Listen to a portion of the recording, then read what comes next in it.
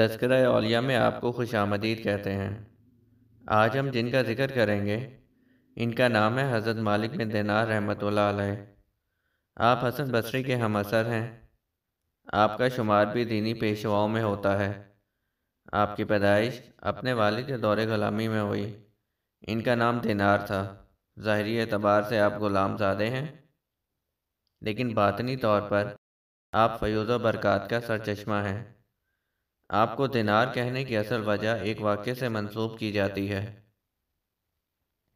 کہتے ہیں ایک مرتبہ آپ کشتی میں سفر کر رہے تھے، اور جب کشتی کا ملا آپ سے کرایہ طلب کرنے آیا تو آپ نے فرمایا میرے پاس دینے کو کچھ بھی نہیں ہے۔ یہ سن کر اس نے آپ سے بد کلامی کی، آپ کو اتنا زد و کوب کیا کہ آپ کو غش آ گیا، اور جب آپ کی غشی دور ہوئی تو ملا نے پھر سے کرائے کو طلب کیا اور کہا اگر اس بار بھی تم نے کرایہ نہ دیا تو میں تم کو دریا میں پھینک دوں گا۔ اس وقت مچھلیاں منہ میں ایک ایک دینار دبائے ہوئے پانی کے اوپر کشتی کے پاس آئیں، اور آپ نے مچھلی کے منہ سے دینار لے کر کرایہ ادا کر دیا۔ ملاح یہ سب صورتحال دیکھ کر قدموں میں گر پڑا۔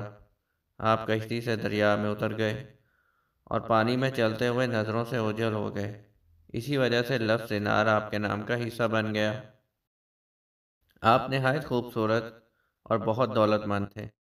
آپ دمشق میں سکونت پذیر تھے اور حضرت امیر معاویہ رضی اللہ تعالیٰ عنہ کی تیار کردہ مسجد میں اعتکاف کیا کرتے تھے۔ ایک مرتبہ خیال آیا کہ کوئی ایسی صورتحال پیدا ہو جائے کہ مجھ کو اس مسجد کا متولی بنا دیا جائے۔ چنانچہ آپ نے اعتکاف میں کثرت سے نمازیں پڑھی کہ ہر شخص آپ کو ہر وقت نماز میں مشغول پاتا، لیکن کسی نے آپ کی طرف توجہ نہیں دی۔ پھر جب آپ مسجد میں برآمد ہوئے تو ندائے غیبی آئی، اے مالک اپنے ریاکاری والی عبادت پر توبہ کر۔ چنانچہ آپ کو اپنی خود غرضانہ عبادت پر شدید رنج و غم اور شرمندگی ہوئی، اور آپ نے اپنے قلب کو ریاکاری سے خالی کرنے کی نیت باندھ لی اور خلوص دل کے ساتھ شب و روز رب کی عبادت میں مشغول ہو گئے۔ ایک دن آپ رب کی عبادت میں مصروف تھے کہ لوگوں کے مجمع کی آوازیں آنے لگیں۔ وہ کہہ رہے تھے کہ آپ کو مسجد کا متولی بنا دیا جائے اور تمام انتظامی امور آپ کے سپرد کر دیے جائیں۔ اس کے بعد متفق ہو کر مجمع آپ کے پاس پہنچا۔ جب آپ نماز سے فارغ ہوئے تو عرض کی کہ ہم لوگوں نے یہ باہمی فیصلہ کیا ہے کہ آپ کو مسجد کا متولی بنا دیا جائے۔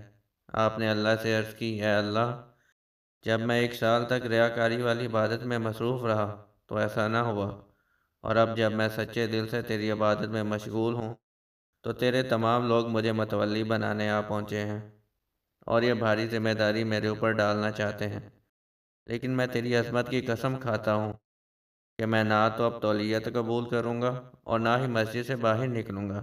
یہ کہہ کر آپ پھر عبادت میں مشغول ہو گئے۔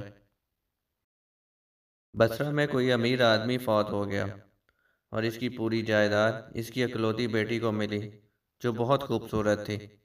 ایک دن اس نے حضرت ثابت بنانی کی خدمت میں حاضر ہو کر عرض کیا کہ میں نکاح کرنا چاہتی ہوں، لیکن میری خواہش ہے کہ میرا نکاح حضرت مالک بن دینار کے ساتھ ہو جائے تاکہ میں ان سے ذکر الہی اور دنیاوی کاموں میں ان سے رہنمائی لے سکوں۔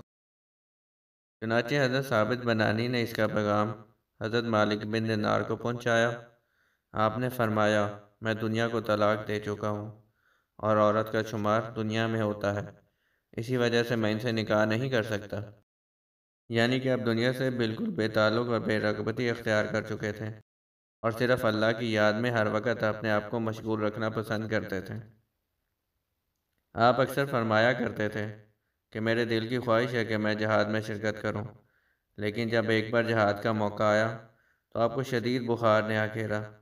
آپ اتنے زیادہ کمزور ہو گئے کہ اٹھ کر کھڑا ہونا بھی بہت مشکل ہو گیا۔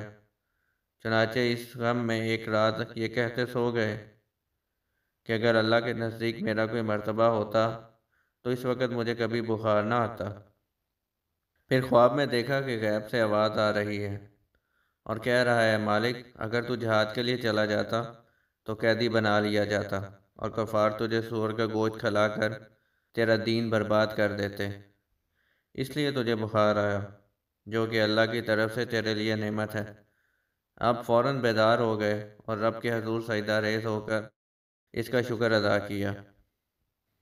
کہتے ہیں ایک مرتبہ آپ شدید بیمار ہو کر صحت یاب ہوئے تو کسی ضرورت کے تحت بہت ہی دشواری سے بازار تشریف لے گئے۔ اسی اسنا میں بادشاہ کی سواری آ رہی تھی اور لوگوں کو ہٹانے کے لیے شور بلند ہوا۔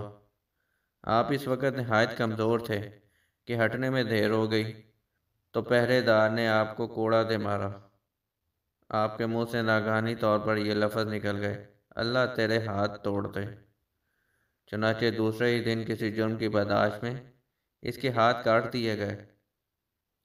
جب آپ کو اس چیز کا علم ہو گیا تو آپ نے اس کی اس حالت پر انتہائی رنج و غم کا اظہار کیا۔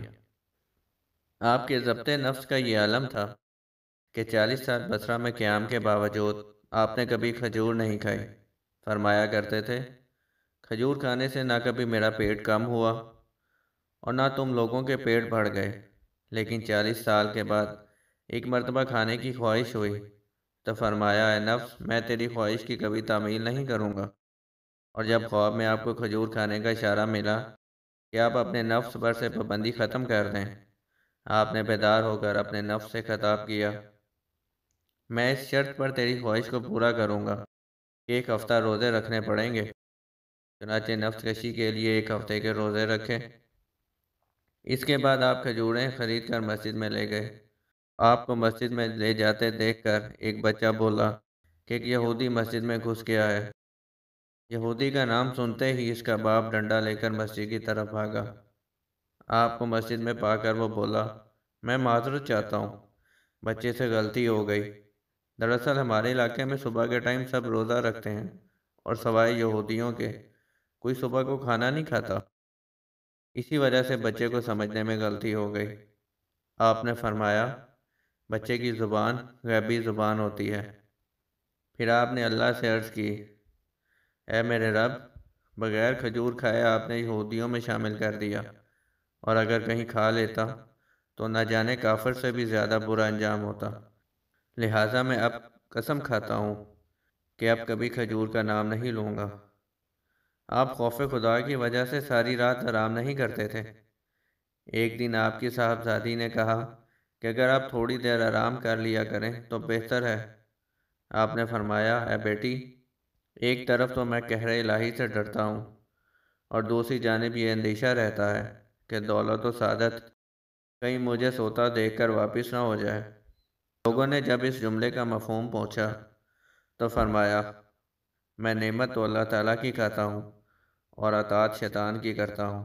اور پھر فرمایا، اگر کوئی مسجد کے دروازے پر یہ صدا لگائے کہ سب لوگوں میں سے سب سے بدتر کون ہے تو مجھ سے زیادہ بدتر کوئی نہیں ملے گا۔ حضرت عبداللہ نے یہ سن کر فرمایا، مالک بن دینار کی عظمت کا اندازہ ان کے صرف اسی قول سے ہی لگایا جا سکتا ہے۔ ایک مرتبہ کسی عورت نے آپ کو ریاکار کے نام سے آواز دی تو آپ نے فرمایا، 20 سال کے بعد کسی نے میرا نام لے کر پکارا، میں کون ہوں؟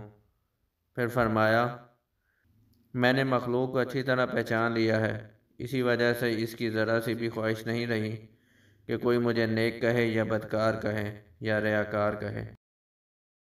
کہتے ہیں کسی نے مرتے وقت آپ سے وصیت کی خواہش کا اظہار کیا تو آپ نے فرمایا، تقدیر الہی پر راضی رہ تاکہ تجھے عذاب قبر سے نجات مل سکے۔ منقول ہے کہ مرنے کے بعد کسی نے آپ کو خواب میں دیکھا اور آپ سے آپ کا حال دریافت کیا تو آپ نے فرمایا، میرے اللہ نے مجھے صرف حسن خیال کی وجہ سے بخش دیا کہ مجھے اللہ تعالیٰ کے بندہ نوازی پر تھا۔